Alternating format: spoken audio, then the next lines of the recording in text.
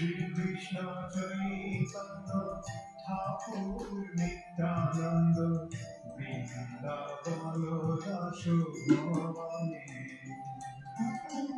Janulambita Bahu Yugal Kanakapota Videha Orunayambara Shobhita Kalevar Upamade Agokaha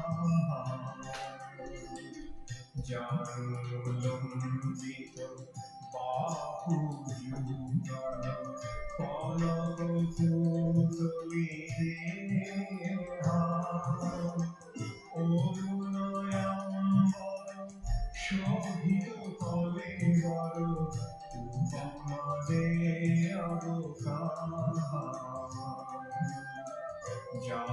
Janulambita Bahu Yugal Kanakapota Videha Orunayambara Shobhita Kalevar Upamade Agokaha.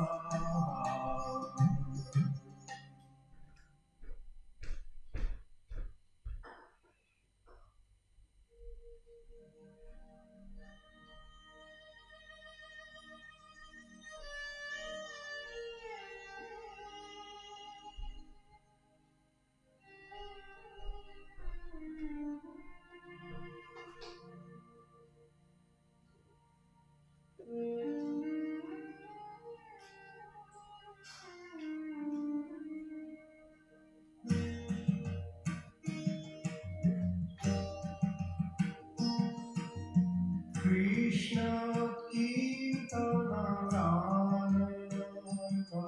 Paro Premamritambo Nidhi Dhira Dhira Jana Priyo Priyo Karo Nirmasaro Ujito Shri Chaitanya Prabhavara Jaya Jaya Chaitanya Jaya Advaita Chandra Jaya Gaur Bhakta Vrinda Jaya Jaya Shri Chaitanya Jaya Nityananda Jaya Advaita Chandra Jaya Gaur Bhakta Vrinda. Bhakti, or devotional service, means engaging all our senses in the service of the Lord, the Supreme Personality of Godhead, the master of all the senses. When the spirit soul renders service unto the Supreme, there are two side effects. One is freed from all material designations, and one's senses are purified simply by being employed in the service of the Lord. This verse, quoted from the Narada Pancharattra, is found in Bhakti Rasamrita Sindhu. Just as the celestial waters of the Ganges flow unobstructed into the ocean, so when my devotees simply hear of me, their minds come to me. I reside in the hearts of all. Purport. This verse and the following three verses are quoted from Srimad Bhagavatam 3rd Canto. They were spoken by Lord Krishna in the form of Kapila Deva. These are the characteristics of transcendental loving service to Purushottam, the Supreme Personality of Godhead. It is causeless and it cannot be obstructed in any way. My devotees do not accept Salokya, Shashti, Swarupya, Samipya, or oneness with me. Even if I offer these liberations in preference to serving them. Bhakti Yoga, as described above, is the ultimate goal of life. By rendering devotional service to the Supreme Personality of Godhead, one transcends the modes of material nature and attains a spiritual position on the platform of direct devotional service. If one is infected with a desire for material enjoyment or material liberation, he cannot rise to the platform of pure loving service unto the Lord, even though he may superficially render devotional service according to the routine regulative principles. Purport. Srila Bhaktisiddhanta Sarasvati Thakur mentions that if one maintains within his heart the desire to enjoy the result of good work, or being embarrassed by the material world, the desire to get out of material entanglement, one will never be able to attain the transcendental mellows of devotional service. In other words, one must not desire material profit when rendering devotional service. Even if one follows all the 64 regulative principles, he cannot attain pure devotional service with a contaminated heart. The material desire to enjoy the material world and the desire to become liberated from material bondage are considered to be two witches, and they haunt one like a ghost. As long as these witches remain within the heart, how can one feel transcendental bliss? As long as these two witches remain in the heart, there is no possibility of enjoying the transcendental bliss of devotional service. This verse is found in Bhakti Rasamrita Sindhu. By regularly rendering devotional service, one gradually becomes attached to the Supreme Personality of Godhead. When that attachment is intensified, it becomes love of Godhead. Purport. The Bhakti Rasamrita Sindhu gives the following information about sadhana bhakti. The process of devotional service, beginning with chanting and hearing, is called sadhana bhakti. This includes the regular principles that are intended to awaken one to devotional service. Devotional service is always dormant in everyone's heart, and by the offenseless chanting of the holy names of the Lord, one's original dormant Krishna consciousness is awakened. This awakening to Krishna consciousness is the beginning of sadhana bhakti. This can be divided into many different parts, including faith, association with devotees, initiation by the spiritual master, engagement in devotional service under the instructions of the spiritual master, steadiness in devotional service, and the awakening of a taste for devotional service. In this way, one can become attached to Krishna and his service. And when this attachment is intensified, it results in ecstatic love for Krishna. The word rati is explained in Bhakti Rasamrita Sindhu as follows. When the tenderness of the heart is manifested, there is rati, or attachment. But those who are interested in being liberated from material bondage will not manifest this tenderness. This attachment is not like material attachment.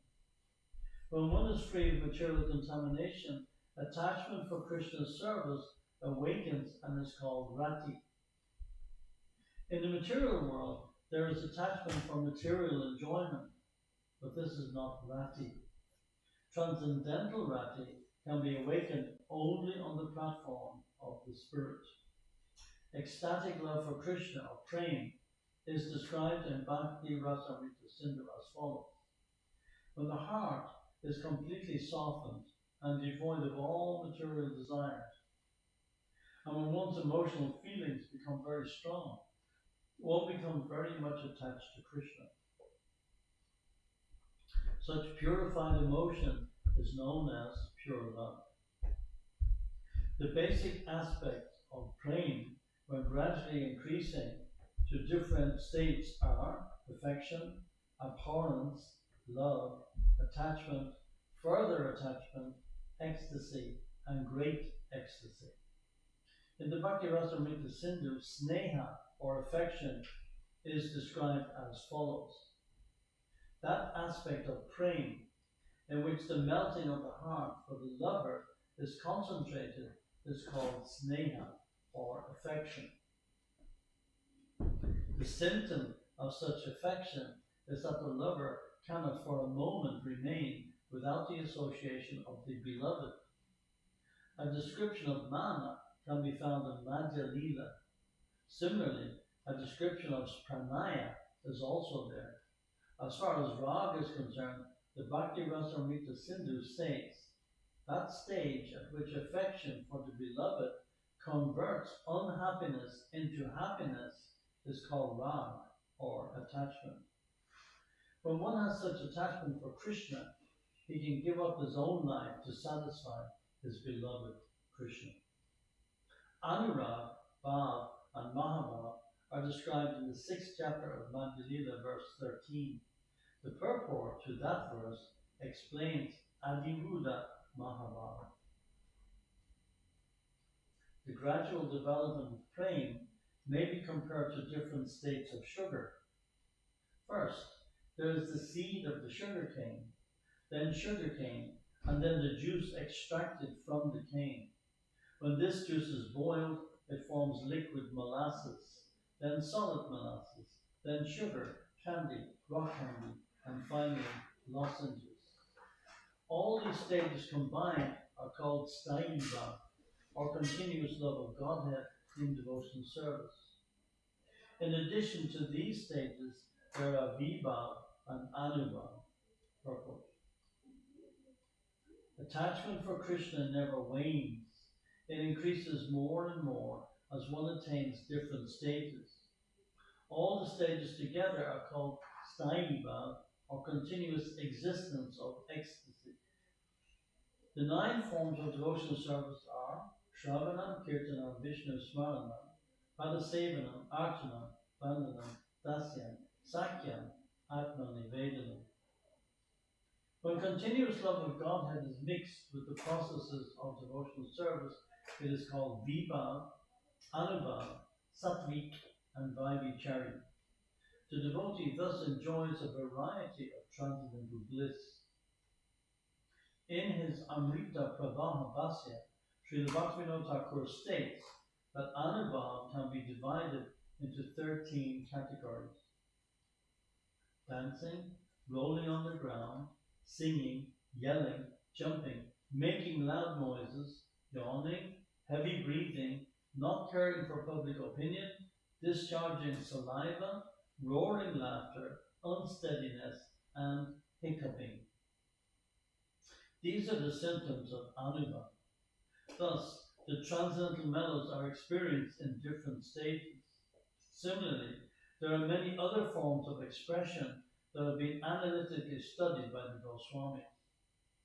In the Bhakti Rasamrita Sindhu, Rupa Goswami gives each and every symptom a particular name.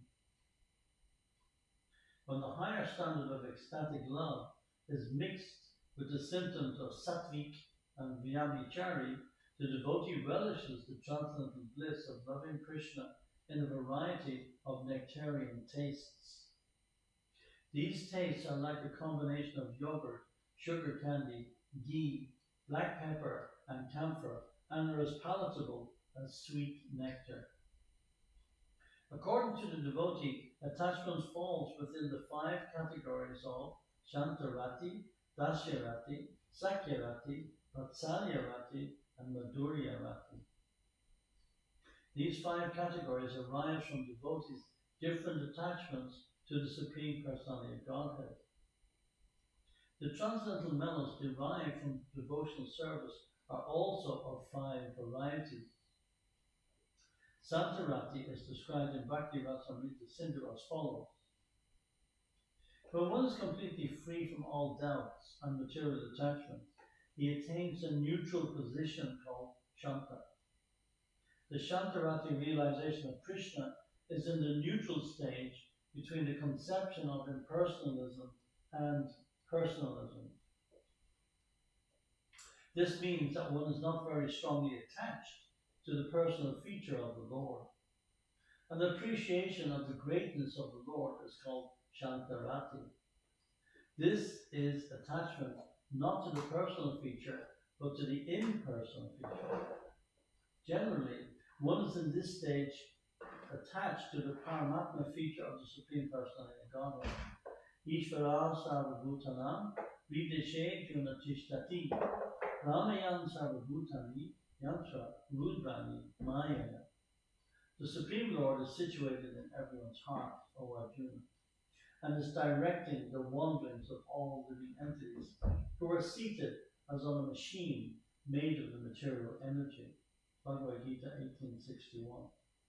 On the strength of this statement from Bhagavad Gita, we can understand that in Shantaras, a devotee sees the Lord's representation everywhere. Dasyarati is explained in Bhakti Rasamrita Sindhu when the Supreme Lord in his localized aspect is appreciated, and the great devotee understands his subordinate position. Not only does he surrender to the Supreme Personality of Godhead, but due to his subordinate position, he wishes to render some service and thus become favored by the Supreme Personality of Godhead. A devotee in Shantarati is not very much willing to render service to the Lord, but a devotee in Dasyarati voluntarily wants to render service. Due to this attitude, the devotee in Dasyarati realizes the Supreme Personality of Godhead more fully than a devotee in Shantarati. He considers the Lord to be a worshipable object, and this means that his attachment for the Lord increases. Thus, Dasyarati is characterized as Bhakti Pareshna Bhavu Virakir Anyatra Cha, Bhagavatam 11 Canto. In other words, on the Dasyarati platform, a devotee is attached to rendering loving service to the Lord, and he is detached from material activities. Shantarati is neither material nor spiritual, but Dasyarati is actually on the spiritual platform. There is no attachment from material things on the spiritual platform. Viraktir and Yatra Cha. A devotee in Dasyarati has no attachment for anything but Krishna's service. Sakyarati is described in Bhakti Rasamrita Sindhu as follows. According to the opinion of advanced devotees and learned scholars, a devotee in Sakyarati feels equal to the Supreme Personality of Godhead. This is a relationship in friendship. Due to having a friendly relationship with the Lord, not only is one free from material attachment, but one believes in equal dealings with the Supreme Personality of Godhead. This is called Sakyarati. The Sakyarati devotee is so advanced that he treats the Lord on an equal level and even exchanges joking words with him. Although one is never equal to the Supreme Personality of Godhead, the Sakyarati devotee feels equal to the Lord. And he does not feel guilty because of this. Usually, it is an offense to consider oneself equal to the Lord. The Mayavadis, for example, consider themselves equal to the Lord.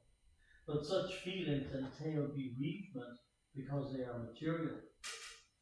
Sakyarati, however, is a feeling experienced in the mind by a pure devotee, and he is eternally related with the Supreme Personality of Godhead in that feeling. Vatsalyarati is described as follows in Bhakti Rasamrita Sindhu. When a living entity is situated on the platform of Vatsalyarati, he thinks of the Supreme Personality of Godhead in his childhood feature. In this feature, the Lord has to be protected by the devotee. And at this time, the devotee takes the position of being worshipped by the Supreme Personality of Godhead. These feelings of parental love are called Vatsalyarati. When the devotee is situated on this platform, he wants to maintain the Lord like a son, and he desires all good fortune for the Lord. He offers blessings to the Lord by touching his feet and head. Madhuryarati, or attachment in conjugal love, is described as follows. Madhuryarati, the conjugal relationship experienced between the Supreme Personality of Godhead and the young damsels of Rajabhumi, continuously exists in the 8 kinds of remembrances. This intimate relationship brought about by conjugal love produces movements of the eyebrows, glancing, sweet words, and exchange of joking words. The chief transcendental mellows experienced with the Supreme Personality of Godhead are five: Shanta, Dasya, Sakya, Vatsalya, and Madhura. Besides the five direct mellows, there are seven indirect mellows, known as laughter, wonder, chivalry, compassion, anger, disaster, and fear. This verse is found in Bhakti Rasamrita Sindhu. In addition to the five direct mellows, there are seven indirect mellows, known as laughter, wonder, chivalry, compassion, anger, disaster, and fear. Purport. Shanta Bhakti Ras is described as follows in Bhakti Rasamrita Sindhu. When Shantarati, or neutral attraction, exists continuously and is mixed with ecstatic emotion, and when the devotee relishes that neutral position, it is called Shanta Bhakti Ras. Shanta Bhakti Ras devotees generally relish the impersonal feature of the Supreme Personality of Godhead. Since their taste of transcendental bliss is incomplete, it is called agana, or not concentrated. A comparison is made between ordinary milk and condensed milk. When the same devotee goes beyond the impersonal and tastes the service of the Supreme Personality of Godhead in his original form as Satchit Ananda Vigraha, his transcendental blissful body complete in knowledge and eternity, the taste is called concentrated or jnana, transcendental bliss. Sometimes the devotees in Shantaras relish transcendental bliss after meeting the Supreme Personality of Godhead. But this is not comparable to the transcendental bliss relished by the devotees situated in Dasyaras, the transcendental mellow in which one renders service to the Supreme Personality of Godhead. Dasyaras, or Dasya Bhakti Ras, is described in Bhakti Rasamrita Sindhu as follows. When according to his desires, the living entity develops love for the Supreme Personality of Godhead, this beginning stage of love is called Dasya Bhakti Ras. Dasya Bhakti Ras is divided into two categories, called Sambramya Dasya and Gaurava Dasya. In Sambramya Dasya, the devotee renders respectful service to the Supreme Personality of Godhead. But in the more advanced Gaurava Dasya, his service takes the form of giving protection to the Lord. Sakya Bhakti Ras is described as follows. According to one's original consciousness, ecstatic emotions may be exhibited as continually existing in fraternity. When this stage of Krishna consciousness is mature, it is called Preyo Ras, or Sakya Bhakti Ras. Vatsalya Bhakti Ras is described as follows. When the eternal existing love of Godhead transforms into parental love and is mixed with corresponding emotions, that stage of spiritual existence is described by learned devotees as Vatsalya Bhakti Ras. If in accordance with one's own natural development in Krishna consciousness, one's attraction leans toward conjugal love within the heart, that is called attachment in conjugal love, or Madhurya Ras. Similarly, Hasya, Adbhuta, Vira, Karuna, Rodra, Bhaya, and Bimatsa, the seven indirect mellows, are explained in Bhakti Rasamrita Sindhu. The Hasya Bhakti Ras, or laughing devotion, is explained as follows. When through devotional service a laughing attachment to Krishna is developed, it is called Hasya Bhakti Ras by learned scholars. Similarly, Adbhuta Ras is described in Bhakti Rasamrita Sindhu as follows. When one's general attachment is fixed in wonder, it is called Adbhuta Bhakti Ras. Vira Bhakti Ras is when attachment to Krishna mixes with the bellicose tendency, the charitable tendency, or the merciful tendency in the heart of the devotee. Such devotion is called Vira Bhakti Ras. Karuna Bhakti Ras is described as follows. When one's devotional attitude and attachment for Krishna is mixed with lamentation, it is called Karuna Bhakti Ras. When devotion is mixed with anger in the heart of the devotee, the taste is called Rudra Bhakti Ras. When devotion is mixed with fear, it is called Bhayanaka Bhakti Ras. When one's attachment for Krishna develops in an abominable way, and the devotee enjoys it, that is called Vibhatsa Bhakti Ras. In conclusion, when a pure devotee is situated in any of the 5 principal mellows, Shanta, Dasya, Sakya, Vatsalya, or Madhura, and that mellow is mixed with one or more of the 7 indirect Bhakti Rasas, Hasya, Adbhuta, Vira, Karuna, Rudra, Bhayanaka, or Vibhatsa, the indirect mellows become prominent. The 5 direct transcendental mellows of devotional service are permanently situated in the heart of the devotee, whereas the 7 indirect emotions appear suddenly under certain conditions and appear more powerful.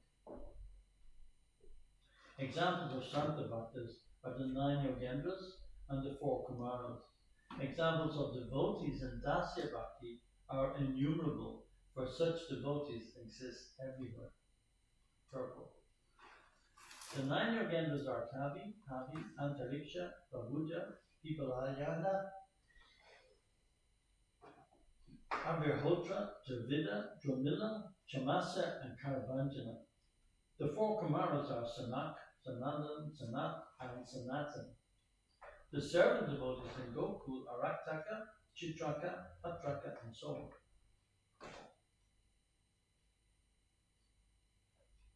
In Dwarka, there are servants like Jaruka, and in the Lord's pastimes in the material world, there are servants like Hanuman. In Vrindavan, examples of devotees in fraternity are Sridham and Sudama. In Dwarka, the Lord's friends are Bhima and Arjuna. In Vrindavan, the devotees in parental love are Mother Yashoda and Father Nanda Maharaj. And in Dwarka, the Lord's parents are Vasudeva and Devaki. There are also other superior persons who are devotees in parental love. The chief devotees in conjugal love are the gopis in Vrindavan, and the queens of Dwarka and the goddesses of fortune in Vaikuntha. These devotees are innumerable.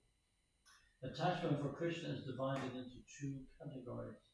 One is attachment with awe and reverence, and the other is pure attachment without reverence. Pure attachment without reverence is found in Gokul Vrindavan. Attachment in which awe and reverence are prominent is found in the 2 cities, Mathura and Dwarka, and in Vaikuntha. When opulence is very prominent, love of Godhead is somewhat crippled. According to Kevala devotion, however, even though the devotee sees the unlimited potency of Krishna, he considers himself equal to him. On the transcendental platform of neutrality and service, sometimes the opulence of the Lord is prominent. But in the transcendental mellows of fraternal, parental, and conjugal love, the opulence is minimized. When Krishna offered prayers at the lotus feet of his mother and father, Vasudeva and Devaki, they both felt awe, reverence, and fear due to knowledge of his opulences. When Devaki and Vasudeva understood that their 2 sons, Krishna and Balaram, who had paid obeisances to them, were the Supreme Personality of Godhead, they became fearful and did not embrace them. Purple. This verse is quoted from Srimad Bhagavatam 10th Canto. Describes what happened just after the killing of Kamsa by Krishna and Balaram. Vasudeva and Devaki saw their son kill the powerful demon Kamsa, and after this they were immediately released from their shackles. Balaram and Krishna then offered respects to Devaki and Vasudeva. Both the father and the mother wanted to embrace their sons, but they understood that Krishna and Balaram were the Supreme Personality of Godhead, and they therefore hesitated to to embrace them. Their parental love for Krishna and Balaram was therefore hampered and decreased by awe and reverence. When Krishna manifested his universal form, Arjuna became reverent and fearful, and he begged forgiveness for his last impudence toward Krishna as a friend. Thinking of you as my friend, I have rashly addressed you, O Krishna, O Yadava, O my friend, not knowing your glories. Please forgive whatever I may have done in madness or in love. I have dishonored you many times, jesting as we relaxed, lay on the same bed with you, or sat or ate together, sometimes alone and sometimes in front of many friends. O infallible one, please excuse me for all those offenses. Purport. This is a quotation from Bhagavad Gita, 11, chapter 41 and 42. In this verse, Arjuna is addressing Krishna, who was exhibiting his universal form on the battlefield of Kurukshetra. Although Krishna was joking with Queen Rukmini, she was thinking that he was going to give up her company, and she was therefore shocked. While Krishna was joking with Rukmini and Dwarka, she was full of distress, fear, and lamentation. She had also lost her intelligence. She dropped her hand bangles and the fan she was using to fan the Lord. Her hair became disarrayed and she fainted and fell suddenly, appearing like a banana tree knocked down by high winds. Purport. This verse from Srimad Bhagavatam 10th canto refers to Krishna speaking to Rukmini in his bedroom. Just to test her sincerity, he began to joke with her, presenting himself as poor, incapable, and unfit to be her lover. Not understanding that he was joking, Rukmini took him seriously and thought that he wanted to leave her company. This misunderstanding made her very unhappy, and her whole body was affected. Her fan and bangles fell to the floor, and she also fell down like a banana tree knocked down by high winds. So we'll finish there. We'll continue tomorrow from page 203. Jai Shri Chaitanya Charitamrita Ki Jai Shri Prabhupada Shri Chaitanya Mahaprabhu